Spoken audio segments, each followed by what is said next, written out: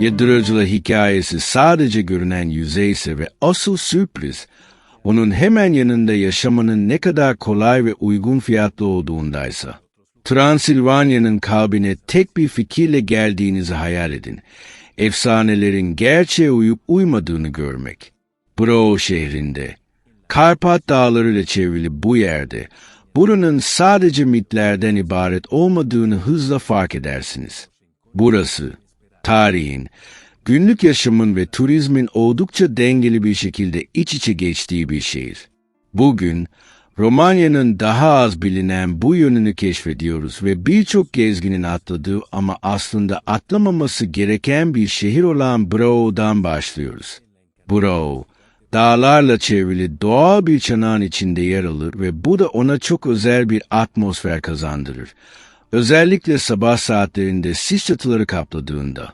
Eski şehir birkaç yüzyıl öncesine dayanır ve burada yürümek, Avrupa tarihinin farklı dönemleri arasında dolaşıyormuş hissi verir. Dar sokaklar, renkli cepheler ve sadece turistlere değil, gerçekten yerel halka ait olan sakin meydanlar bulacaksınız. Şehrin en önemli simgelerinden biri Glise Noiri, Doğu Avrupa'daki en büyük gotik yapılardan biridir. İçeri girdiğinizde, dışarıdaki hareketli sokaklarla tezat oluşturan ölçek ve sadelik dikkat çeker. Bölgenin tarihsel önemini anlamak için burayı ziyaret etmek kesinlikle değerlidir.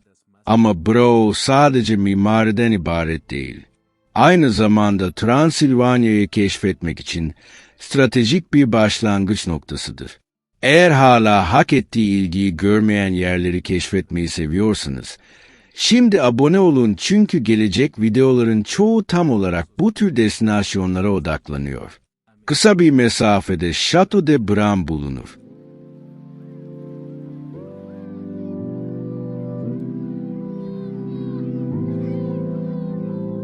Burası geniş çapta Dracula'nın şatosu olarak pazarlanır. Ancak gerçek daha karmaşıktır. Vlad III Lempaleur ile olan bağlantı büyük ölçüde semboliktir.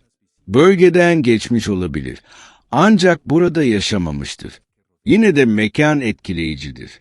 Dar merdivenler, gizli geçitler ve savunma amaçlı tasarım, hayal gücünü doğal olarak harekete geçiren bir ortam yaratır. Bu durum, turizmin bazen zayıf bir tarihsel bağa rağmen bir hikaye üzerine nasıl inşa edildiğinin iyi bir örneğidir.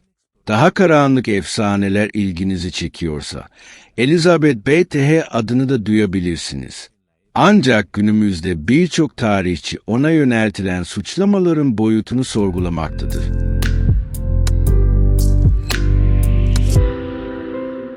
Bu da bölgedeki hikayelerin zamanla gerçeklerle abartının nasıl karıştığını gösterir. Brao'ya geri döndüğümüzde, günlük yaşam aslında sakin ve pratiktir. Bu, seyahat videolarında nadiren gösterilen bir şeydir. Şehir temiz, düzenli ve yürüyerek kolayca gezilebilir. Yemekler de öne çıkan bir diğer unsur.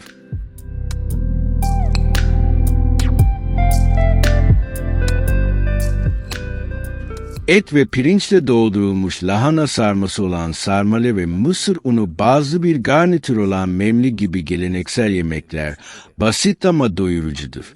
Yerel bir restoranda yemek genellikle mekna bağlı olarak 8 ile 15 euro arasında tutar. Doğayı tercih edenler için Tampa Dağı doğrudan şehrin üzerinde yükselir. Yaklaşık bir saatlik yürüyüşle zirveye çıkabilir ya da teleferik kullanabilirsiniz. Zirveden Brao'nun ve çevresindeki ormanların tamamını görebilirsiniz.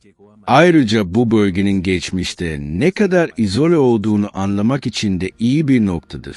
Şimdi biraz daha pratik bir konudan bahsedelim. Burada yaşamanın gerçek maliyeti. Şehir merkezinde bir daire genellikle aylık 400 ile 800 euro arasında değişir. Bir restoranda yemek yaklaşık 10 eurodur ve bir kahve yaklaşık 2 euroya mal olur.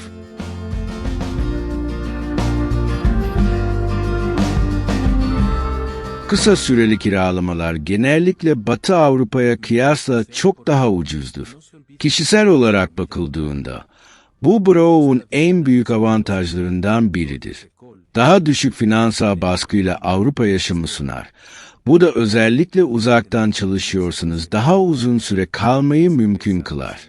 Broug'un kendisinde yaklaşık 250 bin kişi yaşar ve daha geniş bir metropol alanı da vardır. Bu da şehri hem canlı hissettirecek kadar büyük, hem de yürüyerek keşfedilebilecek kadar küçük yapar. Kaotik bir başkent değildir ve bu da cazibesinin bir parçasıdır. Burada gerçekten yavaşlayabilirsiniz. Ki bu birçok Avrupa turistik şehrinde nadir bir durumdur. İklim de ilginç bir faktördür. Yazlar genellikle ılımandır ve sıcaklıklar çoğu zaman 20'li derecelerde seyreder. Kışlar ise dağlık konum nedeniyle soğuk ve karlı olabilir. Bu durum, ziyaret ettiğiniz döneme göre tamamen farklı deneyimler sunar. Kışın şehir adeta bir dağ kartpostalı gibi görünür. Yazın ise daha yeşil, daha aydınlık ve açık hava yaşamı açısından daha hareketli hale gelir. Birçok ziyaretçiyi şaşırtan şeylerden biri de şehrin günlük hayatta ne kadar estetik göründüğüdür. Mimari iyi korunmuştur ve dağ manzarası tüm şehri doğal bir çerçeve içine alır. Ayrıca şehir hayatı ile doğa arasında Avrupa'nın çoğu destinasyonunda bulunmayan bir denge vardır.